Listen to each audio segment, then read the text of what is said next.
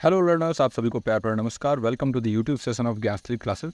आज के सेशन में हम रिसर्च प्रॉब्लम के फॉर्मुलेशन को देखने वाले हैं। कैसे हम फॉर्म करते हैं रिसर्च प्रॉब्लम को, यानी रिसर्च प्रॉब्लम को हम कैसे बनाते हैं, क्या होता है रिसर्च प्रॉब्लम और कैसे जो है इसको आप इफेक्टिवली बना के और अपने रिसर्च को एक बेहतर डायरेक्शन दे सकते हो। इसके बारे में आज के इस लेक्चर में हम समझेंगे। ये भी वीडियो हमारे ही एक लर्नर द्वारा बताया गया, यानी कि एक सजेशन दिया गया कि सर ये वाला प्रॉब्लम है और इसमें आप थोड़ा बता दीजिए, तो उसी के ऊपर ये वीडियो है। स्टार्ट करते हैं आज के इस वीडियो को। स्टार्ट करने से पहले अगर आपने अभी तक हमारे ज्ञान स्टडी के एप्लीकेशन को डाउनलोड नहीं किया है तो आप जाके प्ले स्टोर पर चेकआउट कर सकते हैं और वहाँ पे आपको मिलेगा फ्री मॉक टेस्ट, और इसके अलावा पीडीएफ जितने हैं वो सारे उसी एप्लीकेशन पे आपको मिलेंगे। स्टार्ट करते हैं आज के इस लेक्चर को। Formulation of research problem. देखिए, रिसर्च प्रॉब्लम जो है उसको फॉर्मुलेट करना बहुत ही इंपॉर्टेंट स्टेप है, बहुत ही एक महत्वपूर्ण स्टेप होता है। किसी भी रिसर्च को करने से पहले ही आपको ये चीज़ करनी होती है। ये पहला स्टेप होता है और हम कह सकते हैं कि फाउंडेशनल स्टेप होता है। फाउंडेशन कब रखा जाता है, नींव कब रखा जाता है? जब आप उसके ऊपर कुछ बिल्ड करना चाहते हो, कोई घर बना रहे हो तो आप नींव रखते हो। वैसे ही जब तक आपके पास अच्छा रिसर्च प्रॉब्लम ना हो, स्पेसिफिक रिसर्च प्रॉब्लम ना हो, तब तक आप जो है बेहतर रिसर्च नहीं कर सकते हैं। तो देखिए, जब रिसर्च प्रॉब्लम आप फॉर्मुलेट करते हो उसका मतलब क्या हुआ? इसमें अध्ययन के फोकस और दायरे को परिभाषित करना, संबोधित किए जाने वाले प्रमुख मुद्दों या प्रश्नों की पहचान करना और अनुसंधान के लिए एक स्पष्ट उद्देश्य स्थापित करना शामिल है ना? तो आप इसमें सबसे पहले तो अपने फोकस और स्कोप स्टडी, जो भी आप रिसर्च करने जा रहे हो उसके फोकस को और उसके स्कोप को डिफाइन करते हो। आप ये चीज़ें फाइंड आउट करते हो कि क्या इश्यूज़ हैं जिनको आप एड्रेस करना चाहते हैं, कौन से ऐसे क्वेश्चन हैं जिनका आंसर आप खोज रहे हो, और इसके अलावा एक क्लियर ऑब्जेक्टिव आपको रिसर्च के लिए चाहिए। तो उसके लिए क्लियर क्वेश्चन भी चाहिए। ऐसा ना हो कि आपका क्वेश्चन वेग हो। वेग का मतलब क्या है कि वो क्वेश्चन कहीं भी लीड ना करता हो, बिल्कुल ही उसको उस क्वेश्चन का कोई मतलब ना हो। तो ऐसा क्वेश्चन भी एक खराब रिसर्च का कारण बन सकता है। तो समझते हैं रिसर्च प्रॉब्लम को। सबसे पहले रिसर्च प्रॉब्लम क्या होता है? एक इशू, एक डिफ़िकल्टी या फिर कोई गैप जो पहले रिसर्च हो चुका है उसके बीच में आपने कोई गैप ढूंढ लिया, या फिर कोई प्रॉब्लम आ रही है, कोई इशू आ रहा है कहीं भी, तो वो आपका रिसर्च प्रॉब्लम हो सकता है ना? और उसी चीज़ को आप एम करते हो एड्रेस करने के लिए या फिर इन्वेस्टिगेट करने के लिए थ्रू और रिसर्च, है ना? आप रिसर्च करके, अनुसंधान करके उस चीज़ की सोल्यूशन को फाइंड आउट करना चाहते हो। क्या इंपॉर्टेंस है रिसर्च प्रॉब्लम का? देखिए, अगर आप रिसर्च प्रॉब्लम सही से डिफाइन कर पाते हो, बहुत अच्छे तरीके से उसको परिभाषित कर पाते हो, तो आप स्टडी को एक डायरेक्शन दे सकते हो। मैंने बोला था ना। अब देखिए, डायरेक्शनलेस स्टडी का कोई मतलब नहीं है। डायरेक्शनलेस अगर आप रिसर्च कर रहे हो तो आप जो है आखिरकार फेल होने वाले हो रिसर्च में। ये क्वेश्चन रिसर्च डिज़ाइन को भी इन्फ्लुएंस करेगा। किस टाइप का आंसर आप खोज रहे हो, किस टाइप के क्वेश्चन को एड्रेस करना चाहते हो, उसी हिसाब से तो अपने रिसर्च को आप डिज़ाइन करते हो। फिर इसके हिसाब से ही आपके मेथड्स भी डिटरमाइन होते हैं। आपकी जो भी टेक्निक्स आप यूज करने वाले हो डेटा कलेक्शन के लिए और एनालिसिस के लिए, वो सारे ही आपके रिसर्च क्वेश्चन से ही अराइज होते हैं और उससे ही वो सभी चीज़ें जो है ना वो मोटिवेटेड रहती हैं। तो ये हम कहेंगे कि रिसर्च प्रॉब्लम एक फाउंडेशनल और बहुत ही इंपॉर्टेंट स्टेप है जिसको अच्छे से फॉर्मुलेट करना बहुत इंपॉर्टेंट है। तो आज के हम इस लेक्चर में यही समझने वाले हैं कि भाई रिसर्च प्रॉब्लम को आप कैसे फॉर्मुलेट करोगे। रिसर्च प्रॉब्लम के सोर्स क्या हो सकते हैं? सबसे पहले तो लिटरेचर रिव्यू। आप जब भी रिसर्च कोई करते हो तो पहले उसके ऊपर देखते हो कि क्या क्या रिसर्चेज पहले से हो चुकी हैं, है ना? तो जो भी एग्जिस्टिंग लिटरेचर है, जो भी एग्जिस्टिंग रिसर्च है, उसके ऊपर आप गैप फाइंड आउट करते हो कि कहाँ कहाँ जो है कुछ कमियाँ रह गई हैं या फिर कुछ इनकन्सिस्टेंसी है। कोई भी डेटा ऐसा है, कोई भी एरिया ऐसा है जो कि अनएक्सप्लोर्ड है, जो अभी भी उसको टैप नहीं किया गया है, और वो आपके रिसर्च प्रॉब्लम का एक बेसिस बन सकता है। वहाँ से आपका रिसर्च प्रॉब्लम अराइज हो सकता है। दूसरा है प्रैक्टिकल एक्सपीरियंस। तो देखिए, जब भी आप प्रोफेशनल प्रैक्टिस कर रहे हैं या फिर एवरीडे लाइफ में आपके कोई भी अगर प्रॉब्लम एनकाउंटर कर रहे हैं आप, और उसके ऊपर आप अगर रिसर्च करना चाहें तो वो भी एक रिसर्च का प्रॉब्लम बन सकता है। फॉर एग्जाम्पल, आप डेली कम्यूट कर रहे हो, आप दिल्ली में रहते हो, है ना? और दिल्ली में रह के आप मेट्रो से कम्यूट कर रहे हो, लेकिन आप देखते हो कि वहाँ पर आपको ऊपर जाने में प्रॉब्लम आ रहा है। मतलब जब मेट्रो स्टेशन में आप रहते हो और वहाँ से ऊपर चढ़ते हो तो प्रॉब्लम आ रहा है।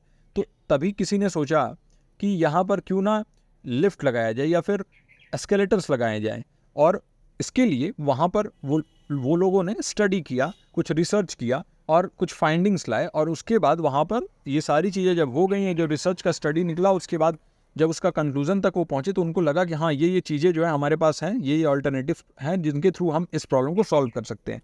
तो ये एक प्रैक्टिकल एक्सपीरियंस ही तो हुआ जिसकी वजह से रिसर्च हुआ, रिसर्च होने से कुछ समाधान निकला।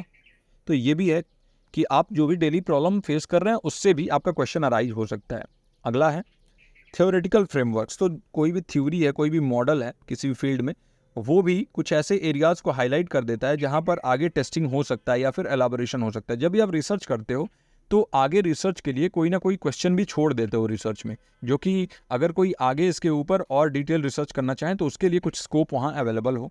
फिर सोशल और पॉलिटिकल ट्रेंड्स हो सकते हैं, जैसे अभी क्या इवेंट चल रहा है, क्या क्या सोशल इशूज़ हैं, पॉलिसी डिबेट्स हो सकता है, ये सभी रिसर्च प्रॉब्लम को इंस्पायर कर सकता है। फॉर एग्जांपल अभी बजट पेश हुआ है, जो हमारा यूनियन बजट है वो पेश हुआ है, और इसको लेके आपने क्या किया, एक सर्वे स्टार्ट किया अपने होम टाउन में, और वहाँ पर आपने देखा कि कितनी इकोनॉमिक डिस्पैरिटी है, मतलब लोगों के इनकम में कितना डिफरेंस है, जो गरीब है जो अमीर हैं उनमें कितना डिफरेंस है। ये सारी चीज़ें आपने जो है अपने तौर पे कुछ रिसर्च करने का कोशिश किया। तो वो क्या है, वो सोशल इश्यूज़ के ऊपर ही तो आपने किया था, है ना, ताकि आप समझ सको, ताकि आप एड्रेस कर सको ऐसे ट्रेंड्स को, अभी क्या चल रहा है करंट में, उसके हिसाब से अगर कुछ आप करते हो वहाँ से भी रिसर्च प्रॉब्लम अराइज हो सकता है। यहाँ पर हिंदी में सारी चीज़ें जो है दी हुई हैं। आगे है कि कौन कौन से विशेषताएं होती हैं एक अच्छे रिसर्च प्रॉब्लम, एक सही रिसर्च प्रॉब्लम अगर आप चाहते हो उसके लिए क्या क्या विशेषताएं हैं। सबसे पहले तो वो स्पेसिफिक और क्लियर, विशिष्ट और स्पष्ट होना चाहिए आपका प्रॉब्लम। आपका प्रॉब्लम जो है ना उसमें वेल डिफाइंड होना चाहिए। ऐसा ना हो कि आप कोई वेग स्टेटमेंट दे रहे हो, या कुछ जो भी आप फाइंड आउट करना चाहते हो वो सरल शब्दों में वहाँ पर आप अच्छे तरीके से उसको डिस्क्राइब कर सको। और स्पेसिफिक होना चाहिए, बहुत ब्रॉड एरिया नहीं होता है। याद रखिएगा जब भी आप रिसर्च करने जाते हो ना तो एक बहुत ही स्पेसिफिक और लिमिटेड एरिया में आप रिसर्च करते हो। अगर आप पूरे इंडिया लेवल पे कुछ रिसर्च करने चले गए तो सोचिए कितने रिसोर्सेज लगेंगे, कितना लेबर लगेगा, उसके लिए कितना खर्च लगेगा। अभी देखिए कि जब भी जनगणना की बात आ रहा है तो सरकार इसको टालती रह रही है। क्यों टाल रही है? क्योंकि उसमें बहुत सारा खर्च आता है ना, और जनगणना करना इतना आसान नहीं है। वहाँ पर ह्यूमन लेबर बहुत लगेगा, उसके बाद कैपिटल बहुत लगेगा, एक्सपेंसेस बहुत सारे हैं। तो ये जो है कुछ अगर इंडिया लेवल पे आप करना चाहते हो उसके लिए बहुत बड़ा बजट है, इसलिए कोई स्पेसिफिक कुछ आप अपने प्रॉब्लम्स चुन सकते हैं, और ऐसे स्पेसिफिक होना चाहिए कि रिसर्च के स्कोप में वो आ सके, और जो भी स्टडी आप करोगे वो आपके दायरे में रहे। फिर रिसर्चेबल हो, ऐसा कोई प्रॉब्लम ना हो जो कि बिल्कुल ही वेग हो। रिसर्चेबल हो, ऐसा हो जिसका एम्पेरिकल कुछ इन्वेस्टिगेशन किया जा सके डेटा कलेक्शन और एनालिसिस के जरिए। ऐसा ना हो कि आपने रिसर्च किया, आप सोच रहे हो कि कैसे जो है जुपिटर के ऊपर हम लाइफ को ले आए, तो अगर इसके ऊपर आप रिसर्च करोगे तो सोचिए कि कितनी एक्सपर्टीज चाहिए और क्या चाहिए, वहाँ लाइफ पॉसिबल है भी कि नहीं है, पता नहीं क्या वहाँ पे स्थितियाँ हैं। तो ऐसा ना हो कि रिसर्चेबल ही ना हो, है ना। कोई टॉपिक ऐसा लीजिए जो कि आपके रिसर्च के दायरे में हो। हाँ, अगर उस लेवल पे आप नासा में हो और नासा आपको बजट प्रोवाइड कर रहा है तो of course you can do that, है ना, लेकिन अभी के लिए जो भी आपके दायरे में हो वही आपको करना रहता है। फिर सिग्निफिकेंट होना चाहिए कि जो भी आप प्रॉब्लम को ले रहे हो, प्रॉब्लम को जो भी फॉर्म कर रहे हो, फॉर्मुलेट कर रहे हो, वो कोई ना कोई सिग्निफिकेंट इशू, कोई महत्वपूर्ण मुद्दा जो है उसका समाधान करना चाहिए उसको, और कुछ योगदान देना चाहिए जिस भी फील्ड में आप रिसर्च कर रहे हो उस फील्ड में, है ना, या फिर प्रैक्टिकल बेनिफिट दे, व्यवहारिक लाभ दे वहाँ पे। फिर फिजिबिलिटी भी होनी चाहिए ऑफ कोर्स। देखिए अगर वो फिजिबल नहीं होगा, इतने ज़्यादा आप पैसे खर्च कर दोगे और उसका जो आउटकम है वो उस लेवल का नहीं होगा तो क्या मतलब है। मान लीजिए आप 1 लाख रुपए लगा के कोई रिसर्च किया आपने, और वो रिसर्च का जो आउटकम है उससे बस 50,000 का फ़ायदा होना है, तो फिजिबल हुआ रिसर्च? बिल्कुल नहीं। हाँ, 1 लाख का लगा के अगर आप 50 लाख तक का कुछ कंट्रीब्यूट कर पा रहे हो तो दैट इज़ फिजिबल। और ऑफकोर्स आपके पॉकेट पे ज़्यादा जो है वो डेंट नहीं आना चाहिए। ऐसा ना हो कि आपका पॉकेट बहुत ज़्यादा ढीला पड़ गया इस रिसर्च को करने के बाद। इसलिए रिसर्च प्रॉब्लम ऐसा हो जो कि मैनेजेबल हो, टाइम के भी हिसाब से, रिसोर्सेज और मनी के भी हिसाब से, और एक्सपर्टीज़ भी आपके पास वैसा अवेलेबल हो। रिसर्चर के पास भी वैसा एक्सपर्टीज़, विशेषज्ञता जो है वो चाहिए, है ना। तो समय, संसाधन और विशेषज्ञता, ये तीनों ही बहुत इंपॉर्टेंट है। अगर आप एक अच्छा रिसर्च प्रॉब्लम खोज रहे हो तो आप फिजिबल देखो कि वो फिजिबिलिटी है कि नहीं उसकी। अब हम चलते हैं कि कौन कौन से स्टेप्स हैं रिसर्च प्रॉब्लम को फॉर्मुलेट करने के लिए। आप किन स्टेप्स से होके गुजरते हो तब एक बेहतर रिसर्च प्रॉब्लम तक आप पहुंचते हो। सबसे पहले तो एक ब्रॉड सब्जेक्ट एरिया को आप आइडेंटिफाई करते हो, मतलब एक बहुत ही व्यापक, बहुत बड़ा सब्जेक्ट एरिया आप लेते हो, और वो जनरल एरिया ऑफ इंटरेस्ट या फिर फील्ड ऑफ स्टडी होता है। फॉर एग्जाम्पल आपने कहा कि मैं एजुकेशन सब्जेक्ट में रिसर्च करूंगा, मैं शिक्षा शास्त्र में कोई रिसर्च करूंगा, तो एक बहुत ही ब्रॉड एरिया हो गया। अब उस ब्रॉड एरिया को आप नैरो डाउन करोगे, उस टॉपिक को नैरो डाउन करोगे, क्योंकि पूरे एजुकेशन सेक्टर में आप रिसर्च तो कर नहीं सकते हो। तो फिर आप लेते हो कि मैं जो है वो करूँगा कि condition of students reading in class 11th इन प्रयागराज। तो देखिए आपने यहाँ कन्फाइन किया, आपने नैरो डाउन किया। एक तो आपने एजुकेशन से रिलेटेड लिया, वहाँ से नैरो डाउन करके और उस ब्रॉड एरिया को रिफाइन किया आपने और स्पेसिफिक टॉपिक पे आप आ गए कि हाँ मैं जो है 11th क्लास के जो बच्चे हैं प्रयागराज में उनके ऊपर मैं स्टडी करना चाहता हूँ।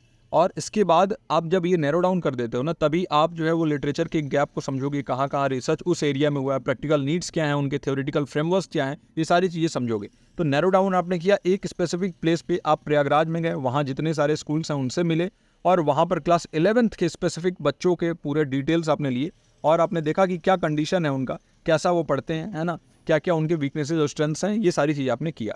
फिर आपने लिटरेचर रिव्यू किया, एक डिटेल रिव्यू किया कि जो भी चीज़ें जिस टॉपिक को आपने चुना है उसके ऊपर क्या क्या अभी तक रिसर्च हो चुका है और कहाँ कहाँ रिसर्च गैप्स हैं या फिर कहाँ कहाँ जो है वो उसमें बिल्कुल इनकन्सिस्टेंसी है डेटा में या कुछ ऐसा डेटा है जिसको अभी तक जो है बताया ही नहीं गया है। तो ये सारी चीज़ें आपने किया, वो फाइंडिंग्स आए आपके पास, आपने गैप को आइडेंटिफाई कर लिया और उसके बाद से उस एरिया में आप फर्दर एक्सप्लोर करने लगे, आगे जो है उसके ऊपर भी काम करने लगे। फिर एक प्रॉब्लम स्टेटमेंट को डेवलप करते हो आप, एक क्लियर और कॉन्साइज स्टेटमेंट होना चाहिए जो कि उस इशू को, उस क्वेश्चन को, उस गैप को इन्वेस्टिगेट करे जो आपने लिटरेचर रिव्यू के बाद फाइंड आउट किया था। और वहाँ से आप प्रॉब्लम स्टेटमेंट जो है वो डेवलप करने लगते हो। फिर आप फॉर्मुलेट करते हो रिसर्च क्वेश्चन को और हाइपोथेसिस को। तो देखिए जो प्रॉब्लम स्टेटमेंट है उसके बेसिस पे आप स्पेसिफिक रिसर्च क्वेश्चंस को जो है वो वहाँ पर फॉर्मुलेट करते हो, एक टाइटल देते हो और ऐसा रहता है जो कि बिल्कुल ही सरल हो और वो जो भी आप रिसर्च करना चाहते हो उसको अच्छे तरीके से डिफाइन कर रहा हो, है ना, ताकि इन्वेस्टिगेशन को वो गाइड करता रहे। फिर हाइपोथेसिस ऑफ कोर्स परिकल्पना जो होता है वो आप विकसित करते हो। अब देखिए जो रिसर्च क्वेश्चन फॉर्मुलेट आप करते हो ना, वो अलग अलग टाइप के रिसर्च हो सकते हैं। पहला तो क्वालिटेटिव और दूसरा क्वांटिटेटिव। आपको याद ही होगा अगर आपने रिसर्च पढ़ा होगा तो। देखिए क्वालिटेटिव रिसर्च क्या होता है, गुणात्मक अनुसंधान।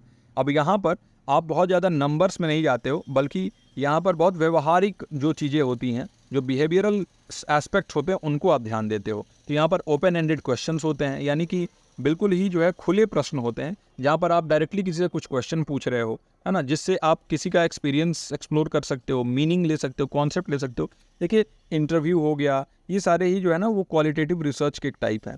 तो स्टूडेंट्स जैसे एग्जांपल है कि how do students perceive the effectiveness of online learning. Online learning जो होता है, जो आपका ऑनलाइन सीखने की प्रभावशीलता है, उसको छात्र कैसे देखते हैं, इस चीज़ को आप समझना चाहते हो। तो ये एक ओपन एंडेड क्वेश्चन हो गया, क्योंकि वहाँ पर स्टूडेंट्स अपने विचार आपके सामने विमर्श यानी कि पेश करेंगे। और वही अगर क्वांटिटेटिव रिसर्च आता है, मात्रात्मक अनुसंधान, नाम से ही पता चल रहा है यहाँ पर मात्रा है, क्वांटिटी है। तो इसमें क्या करते हो आप, स्पेसिफिक क्वेश्चन जो कि मेजरेबल डेटा में आंसर किया जा सके, ऐसे डेटा में जिसको मापा जा सके नंबर्स में, उसको कोई ना कोई जो है लेंथ, ब्रेथ और या फिर नंबर्स कुछ ना कुछ। जैसे what is the relationship between study habits and academic performance. तो स्टडी हैबिट्स को देखोगे आप और उनके जो एकेडमिक परफॉर्मेंस, जो शैक्षणिक प्रदर्शन है नंबर्स के रूप में जो भी आपके रिजल्ट में दिख रहा है, जितने भी नंबर्स आप ला पा रहे हो, उसको, इन दोनों को जो है आप कंपेयर करोगे और देखोगे कि हाँ कैसे जो है ये काम कर रहा है। तो ये क्वांटिटेटिव रिसर्च हो गया। और रिसर्च क्वेश्चन उसी हिसाब से आप फॉर्मुलेट करोगे कि क्वालिटेटिव रिसर्च है कि क्वांटिटेटिव। अगर क्वालिटेटिव है तो ओपन एंडेड क्वेश्चन रहेगा जैसे यहाँ दिया गया, और क्वालिटेटिव रहेगा तो फिर आप जो है ना वो बिल्कुल नंबर से रिलेटेड, मेजरेबल डेटा से रिलेटेड क्वेश्चन वहाँ पे पूछते हो। अब परिकल्पना कैसे तैयार किया जाता है। देखिए एक हाइपोथेसिस क्या होता है, एक परिकल्पना क्या होता है, एक टेस्टेबल स्टेटमेंट होता है, एक परीक्षण योग्य कथन होता है जो कि रिलेशनशिप बताता है वेरिएबल्स के बीच में, चरों के बीच में, है ना। अलग अलग वेरिएबल्स हैं जिनको आप या तो मैनिपुलेट भी कर सकते हो या फिर वो अफेक्ट करते हैं आपके स्टडी को, है ना। तो यही हाइपोथेसिस, यही परिकल्पना जो होता है ना, इसको टेस्ट किया जाता है। या तो इसको आप सही प्रूव कर दो या फिर इसको गलत प्रूव कर देते हो। तो कैरेक्टरिस्टिक क्या होता है, देखिए परिकल्पना क्लियर होना चाहिए, स्पेसिफिक होना चाहिए और कैपेबल होना चाहिए कि उसको टेस्ट किया जा सके, बिल्कुल वेग नहीं होना चाहिए। और ऐसे मेथड से टेस्ट किया जा सके जो कि एम्पेरिकल हो, जो ऐसा मेथड हो जो कि बिल्कुल ही अनुभवजन्य हो, है ना। कौन कौन से इसके तरीके हैं, देखिए टाइप्स कौन कौन से हैं। नल हाइपोथेसिस होता है, आपको मालूम है, H0 से इसको हम दर्शाते हैं, और ये बताता है कि कोई भी रिलेशनशिप नहीं है वेरिएबल्स के बीच में, है ना। तो अब हम देखते हैं नल हाइपोथेसिस और ऑल्टरनेटिव हाइपोथेसिस के बीच का डिफरेंस। तो देखिए नल हाइपोथेसिस को हम H0 से दर्शाते हैं और हाइपोथेसिस जो अल्टरनेटिव होता है उसको हम H1 से दर्शाते हैं।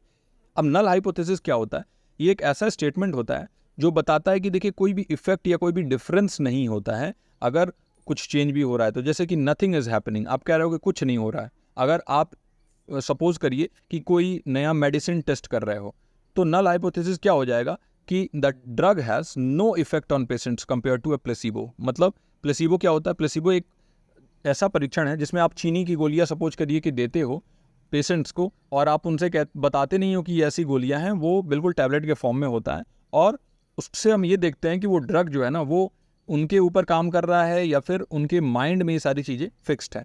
तो अगर आप एक रियल गोली है और एक जो है वो प्लेसिबो वाली गोली है, प्लेसिबो वाली गोली इसमें कुछ भी केमिकल नहीं है, काम भी नहीं करता है, लेकिन आप इसको इसलिए देते हो क्योंकि आप इफेक्ट देखना चाहते हो। दूसरी चीज़ है कि ये रियल वाली गोली है। अब दोनों ही पेशेंट्स को दिए गए, अलग अलग पेशेंट्स को उनको बताया नहीं गया कि किसको प्लेसिबो दिया गया और किसको ओरिजिनल वाली जो दवा है वो दी गई। और अगर ये प्लेसिबो वाला जो पर्सन है उसको भी कुछ नहीं होता और ये ओरिजिनल जिसको दिया गया उसको भी कुछ नहीं होता है, मतलब आपकी जो ड्रग है ना वो बिल्कुल ही कारगर नहीं है, वो काम नहीं कर रहा है। तो इसको हम कहते हैं नल हाइपोथेसिस। वही ऑल्टरनेटिव हाइपोथेसिस के बारे में बात करें तो ये एक ऐसा स्टेटमेंट होता है जो बताता है कि कोई इफेक्ट या कोई डिफरेंस जो है वो है। अगर आप जो है कुछ टेस्ट करो, फॉर एग्जाम्पल जो है वो जो आपने दवा की बात हमने की थी ना, उसको ही आप सपोज करो कि वो है ना, तो उसको आप टेस्ट कर रहे हो, तो आप जैसे कह रहे हो कि समथिंग इज हैपनिंग और देयर इज अ चेंज, है ना। ड्रग टेस्ट के लिए अगर देखोगे तो ऑल्टरनेट हाइपोथेसिस क्या हो जाएगा कि the drug does have an effect on patients compare to a placebo. मतलब अगर ये ड्रग जो है वो इस पेशेंट को ठीक कर देती है और प्लेसिबो नहीं कर पाता है, तो यानी कि वो ड्रग कारगर है, वो ऑल्टरनेटिव हाइपोथेसिस जो है ना वो वहाँ पे एक्सेप्ट हो जाएगी। लेकिन अगर नल हाइपोथेसिस हम देखें तो यानी कि हम ये कहेंगे कि there is no effect on the patient. तो इससे ही आप समझ जाओ। बाकी आगे चलते हैं। रिसर्च प्रॉब्लम को इवेलुएट करना, तो देखिए सबसे पहले ये देखना कि कितनी प्रासंगिकता है ना, रिसर्च प्रॉब्लम का कितना रेलेवेंस है। क्या वो प्रॉब्लम जो आप फाइंड आउट करना चाहते हो उससे अलाइन करता है जो आप फॉर्मुलेट कर रहे हो, जो भी करंट रिसर्च ट्रेंड्स चल रहे हैं, जो भी सोसाइटल नीड्स हैं, क्या उससे अलाइन करता है। तो इस चीज़ को बिल्कुल इंश्योर करना जरूरी है कि जिस चीज़ के बारे में आप सर्च कर रहे हो वो बिल्कुल मैच करता हो जो वर्तमान अनुसंधान प्रवृत्तियाँ हैं उनसे और जो सामाजिक आवश्यकताएँ हैं उनसे। दूसरी चीज़ को ओरिजिनल होना चाहिए, किसी का वर्क जो है वो कॉपीड नहीं होना चाहिए। तो ये आप जरूर चेक कर लीजिए कि जो भी प्रॉब्लम आपने बनाया है, फॉर्मुलेट किया है, वो एक नॉवल एरिया में हो, कुछ ऐसा ना हो जिसके ऊपर पहले से ही रिसर्च हो चुका और वापस से आपने दोबारा उसके ऊपर काम करना चालू कर दिया, आपका टाइम भी वेस्ट हो जाएगा। तो ज़रूर एक नए पर्सपेक्टिव देने वाला या फिर कोई एग्जिस्टिंग इशू है उसको एक नया मोड़ दे दो आप, नया रूप, नया नज़रिया दे दो, वैसा आप प्रॉब्लम जो है फॉर्म कर सकते हो जो ओरिजिनल हो। फिर क्लैरिटी होना चाहिए रिसर्च प्रॉब्लम में। आपको पहले ही हमने बात किया कि भाई जो भी प्रॉब्लम स्टेटमेंट होगा, रिसर्च क्वेश्चन होगा, वो क्लियर और अनएम्बिगस होना चाहिए। बिल्कुल ही उसमें जो है ना स्पष्टता होनी चाहिए, ऐसा ना हो कि अस्पष्ट हो वो, है ना। एम्बिगिटी वाला कोई स्टेटमेंट नहीं, किसी भी तरीके का घुमा फिरा के बोलने वाली बात नहीं होनी चाहिए। फिर एथिकल कंसिडरेशन, नैतिक विचार। तो फिर एथिकल कंसिडरेशन यानी नैतिक विचार होना चाहिए। अब नैतिक विचार का मतलब क्या हो गया कि यह सुनिश्चित करना कि प्रतिभागी या समुदाय को नुकसान पहुंचाए बिना अनुसंधान समस्या की नैतिक रूप से जांच की जा सके। तो इसका मतलब क्या हो गया कि जब भी आप इस चीज़ को जांच कर रहे हो, इसका जो है टेस्टिंग कर रहे हो, तो वो उस तरीके से हो कि किसी को उससे नुकसान ना पहुंचे। जो भी लोग उस रिसर्च में शामिल हो रहे हैं उनके इंटरेस्ट को भी बचाना आपका ही काम है, उनके प्राइवेसी को, ताकि वो उनका जो इन्फॉर्मेशन है वो कहीं पब्लिक लीक ना हो और वो जो है कोई खतरे में ना पड़ जाए। तो ethical consideration is also important. अगर जिससे आपने हेल्प लिया उसका भी मेंशन करना इम्पॉर्टेंट है ना। तो ये सारी चीज़ें बहुत ज़्यादा इंपॉर्टेंट है। फिर रिसर्च प्रॉब्लम को आप फाइनल करते हो, आप डिस्कस करते हो अपने पीयर्स के साथ, अपने सहपाठियों से, अपने मेंटर से, एक्सपर्ट से, ताकि उस प्रॉब्लम को और रिफाइन किया जा सके और इम्प्रूव किया जा सके। फिर आप प्रपोजल को ड्राफ्ट करते हो, आप एक आउटलाइन प्रोवाइड करते हो रिसर्च प्रॉब्लम का प्रपोजल में, जहाँ पर ऑब्जेक्टिव्स बताते हो, क्वेश्चंस बताते हो रिसर्च प्रपोजल में, रिसर्च प्रॉब्लम वाला जो क्वेश्चन होता है। फिर जस्टिफिकेशन भी देते हो कि कैसे ये सिग्निफिकेंट है और रेलेवेंट है, मतलब इसके महत्व को और इसकी प्रासंगिकता को आप बताते हो कि क्यों इस रिसर्च प्रॉब्लम को एक्सेप्ट करना चाहिए और हमें इसके साथ आगे बढ़ना चाहिए। तो एक वेल फॉर्मुलेटेड रिसर्च प्रॉब्लम जो है वो क्या करता है, एक फाउंडेशन, एक न्यू की तरह काम करता है, एक स्ट्रक्चर्ड और मीनिंगफुल रिसर्च स्टडी के लिए, और ये गाइड करता रहता है। ये एक तरीके से पूरी प्रक्रिया का मार्गदर्शन करता है। डेटा कलेक्शन से लेके एनालिसिस और कंक्लूजन तक हम पहुंचते हैं, तो वहाँ तक रिसर्च प्रॉब्लम जो है वो गाइड के तौर पे काम करता है। तो ये था आज का क्लास। आई होप कि रिसर्च प्रॉब्लम फॉर्मुलेशन से रिलेटेड आपको कोई डाउट नहीं रह गया हो। हमारे बैचेज के बारे में छोटी सी जानकारी दे दूँ, हमारे बैचेज में एडमिशन अभी भी ओपन है। अगर आप चाहते हैं कि ऐसे ही डिटेल्ड में और बहुत ही डीप स्टडी आप कर सको तो बिल्कुल जुड़िए हमारे बैच से। नंबर यहाँ पे मेंशन है, किसी भी नंबर पे आप कॉल कर सकते हैं। 9015958713 विनय सर का नंबर है, वहाँ से आप डायरेक्टली एडमिशन ले सकते हैं। पेपर 1 और पेपर 2 दोनों के एडमिशन ऑन है। एडमिशन लेने के लिए आपके पास बहुत कम समय है, इस मंथ के एंड में एडमिशन क्लोज हो जाएगा। तो चलिए इस वीडियो को यहीं एंड करते हैं और आई होप कि आपके लाइफ में कुछ इंप्रूवमेंट मैं ला पाया हूँगा। अगर ऐसा है तो आप लाइक कर देंगे इस वीडियो को, इससे थोड़ा काम और लोगों तक पहुँचेगा, ये कम्युनिटी और बड़ी बनेगी और मुझे भी मोटिवेशन मिलेगा। आप अपना और अपनों का ख्याल रखिए। नमस्कार।